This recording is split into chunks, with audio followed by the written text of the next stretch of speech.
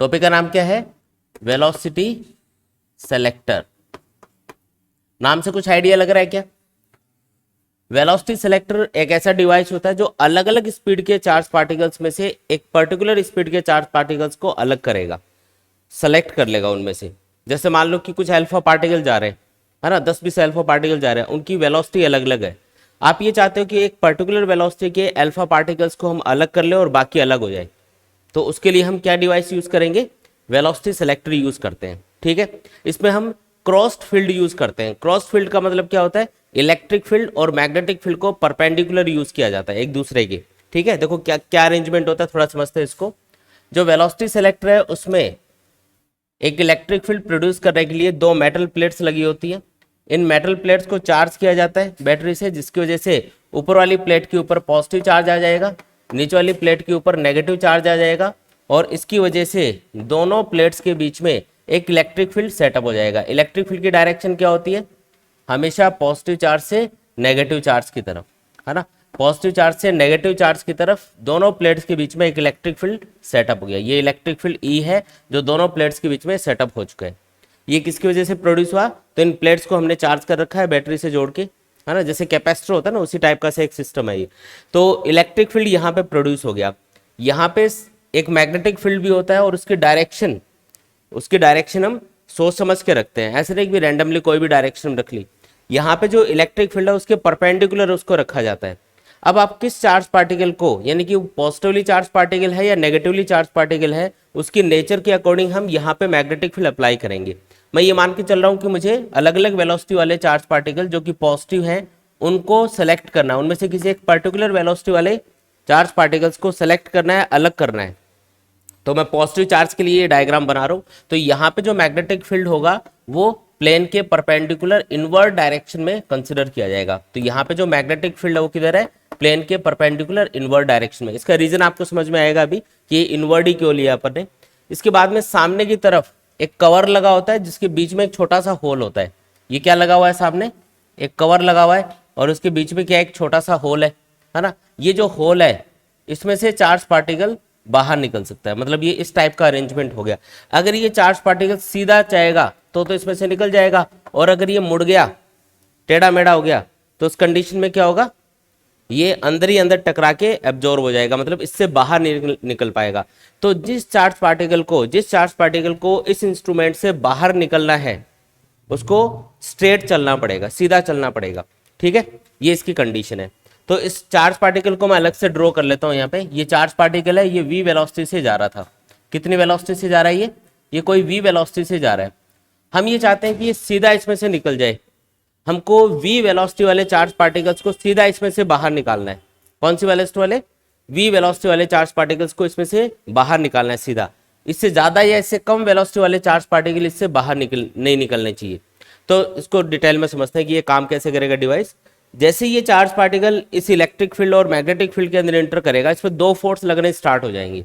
एक तो electric field की वजह से इलेक्ट्रिक फोर्स, और दूसरा मैग्नेटिक फील्ड की वजह से मैग्नेटिक फोर्स। ठीक है, इलेक्ट्रिक फोर्स की डायरेक्शन क्या होगी? तो अगर ये पॉजिटिवली चार्ज पार्टिकल है तो इस पर जो फोर्स लगेगा वो इलेक्ट्रिक फील्ड की डायरेक्शन में लगेगा, यानी कि डाउनवर्ड डायरेक्शन में। तो जैसे ये एंटर करेगा इस डिवाइस के अंदर, इस पर डाउनवर्ड डायरेक्शन में एक इलेक्ट्रिक फोर्स लगना स्टार्ट हो गया, जिसका मैग्नीट्यूड होगा Q इंटू ई। किसी भी चार्ज Q को इलेक्ट्रिक फील्ड E में रखा जाता है, कितना फोर्स लगता है उसके ऊपर? Q इंटू ई। चाहे वो मूव कर रहा हो या रेस्ट में हो, फोर्स Q इंटू ई ही लगेगा। Electric force velocity of the charge particle पे डिपेंड नहीं करता। तो जैसे ये एंटर करेगा इस पर ये फोर्स लगना स्टार्ट हो गया। अब साथ साथ यहाँ पे मैग्नेटिक फील्ड भी है, और क्योंकि चार्ज पार्टिकल मैग्नेटिक फील्ड के अंदर भी मूव करेगा तो इसके ऊपर एक मैग्नेटिक फोर्स भी लगेगा। मैग्नेटिक फोर्स का फॉर्मूला क्या होता है? F equals to Q V B sine theta. यहाँ पे थीटा बताओ पहले तो। वेलोसिटी और मैग्नेटिक फील्ड इनके बीच का एंगल कितना है? 90। तो फोर्स कितना लगेगा? क्यू वी बी साइन 90, जो कि साइन 91 होगा, तो क्यू वी बी फोर्स लगेगा। डायरेक्शन और चेक कर लो, डायरेक्शन किधर, मतलब इस चार्ज पार्टिकल पे मैग्नेटिक फोर्स कौन सी डायरेक्शन में आएगा? तो वेलोसिटी इधर है, मैग्नेटिक फील्ड इनवर्ड है। अगर v क्रॉस b करके आप फोर्स की डायरेक्शन चेक करोगे वेलोसिटी और मैग्नेटिक फील्ड के क्रॉस प्रोडक्ट से, तो थंब ऊपर जा रहा, मतलब मैग्नेटिक फोर्स लगेगा ऊपर की तरफ। कितना लगेगा? मैग्नेटिक फोर्स कितना है? मैग्नेटिक फोर्स है क्यू वी बी। ये वाला कौन सा फोर्स था? ये था इलेक्ट्रिक फोर्स और ये है मैग्नेटिक फोर्स। तो दो फोर्स यहाँ पे लग रहे हैं, समझ में आया। यहाँ पे जो इलेक्ट्रिक फोर्स है उसको आप देख सकते हो कि ये velocity of the charge particle पे डिपेंड नहीं करेगा, लेकिन जो मैग्नेटिक फोर्स है वो velocity of the charge particle पे डिपेंड करता है। अगर आप v वेलोसिटी वाले चार्ज पार्टिकल्स को अलग करना चाह रहे हो, आप चाह रहे हो कि v वेलोसिटी वाले चार्ज पार्टिकल इसमें से सीधे चले जाएं, तो आपको ये करना पड़ेगा कि यहाँ पे जो मैग्नेटिक फील्ड है वो इस तरीके से सेट करना पड़ेगा, या इलेक्ट्रिक फील्ड आपको इस तरीके से सेट करना है कि ये दोनों फोर्स क्या हो जाए, आपस में बराबर होकर कैंसिल हो जाए। क्योंकि जब ये दोनों फोर्स आपस में कैंसिल होंगे तब चार्ज पार्टिकल बिना मुड़े सीधा चला जाएगा, क्योंकि ऊपर जितना फोर्स लग रहा है उतना नीचे लगेगा और नेट फोर्स क्या आ जाएगा, जीरो। तो अगर आप ये चाहते हो कि v वेलोसिटी वाला चार्ज पार्टिकल सीधा ही चला जाए, इस इंस्ट्रूमेंट में से बाहर निकल जाए, तो उसके लिए जरूरी है ये दोनों फोर्स बराबर हो। मतलब q v b किसके बराबर हो, q इंटू ई के बराबर हो। q दोनों साइड में कैंसिल, v इक्वल्स टू क्या आ गया, e अपॉन b आ गया। इसका मतलब अगर मुझे v स्पीड वाले या v वेलोसिटी वाले चार्ज पार्टिकल्स को इस डिवाइस से बाहर निकालना है तो उस v के बराबर ही e और b का रेशो होना चाहिए। मतलब जो इलेक्ट्रिक फील्ड मैंने यहाँ पे अप्लाई कर रखा है और जो मैग्नेटिक फील्ड मैंने लगा रखा है उनका जो रेशियो होगा वो उस v के बराबर होना चाहिए जितनी वेलोसिटी के चार्ज पार्टिकल को इसमें से बाहर निकालना है। समझ में आया क्या। तो अगर मान लो चार्ज पार्टिकल की वेलोसिटी v से ज्यादा हुई तो क्या होगा, क्या वो इसमें से बाहर नहीं निकलेगा, तो नहीं निकल पाएगा, क्योंकि आपने यहाँ पे जो मैग्नेटिक फील्ड और इलेक्ट्रिक फील्ड है वो v स्पीड के अकॉर्डिंग सेट कर रखा है कि v equals to e upon B, है ना। ये आपने जो रिलेशन लिखा ना v equals to e upon B, इससे आप ये समझ सकते हो कि जब ये कंडीशन बनेगी तो इलेक्ट्रिक फोर्स और मैग्नेटिक फोर्स आपस में बराबर होंगे। भाई इन दोनों को बराबर करके ही तो ये कंडीशन निकालनी है। तो अगर ये कंडीशन बन रही है, ये हमने सेट कर रखा है कि इलेक्ट्रिक फील्ड इतना लेंगे, मैग्नेटिक फील्ड इतना लेंगे, रेशियो ये आएगा, तो इतनी स्पीड वाला चार्ज पार्टिकल इसमें से सीधा निकल जाएगा।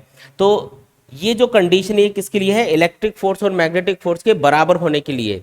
मान लो कि v स्पीड से कुछ ज्यादा स्पीड वाला चार्ज पार्टिकल आ रहा है इधर से, तो v से अगर ज्यादा स्पीड होगी तो ये वाला फोर्स बढ़ जाएगा, है ना। ये तो उतना ही रहेगा लेकिन ये बढ़ जाएगा थोड़ा सा, क्योंकि ये v पे डिपेंड करता है, और इसकी वजह से क्या होगा, नेट फोर्स ऊपर की तरफ लगेगा, तो चार्ज पार्टिकल ऊपर की तरफ जाके कहीं पे टकरा जाएगा। जैसे अगर ये ज्यादा स्पीड वाला चार्ज पार्टिकल है तो यहाँ पे जैसे ये v1 मान लेते हैं और v1 क्या है, v से ज्यादा है, तो ये ऊपर जाके कहीं पे टकरा जाएगा, इसमें से बाहर नहीं निकलेगा।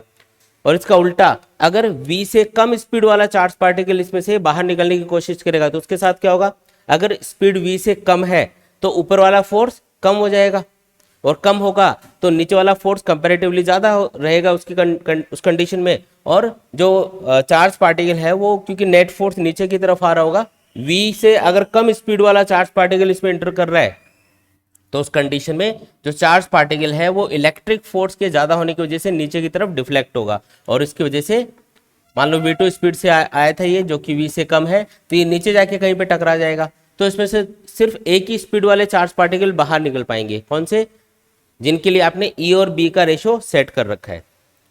अगर इससे ज्यादा स्पीड वाला चार्ज पार्टिकल होगा, ये तो आपने सेट कर दिया e और b इतना इतना लेंगे। जैसे मान लो सपोज करो कि मैंने E को 1 न्यूटन पर कूलम ले लिया और B को ले लिया मैंने 1 टेस्ला, तो ये रेशियो क्या आ गया, 1 आ गया।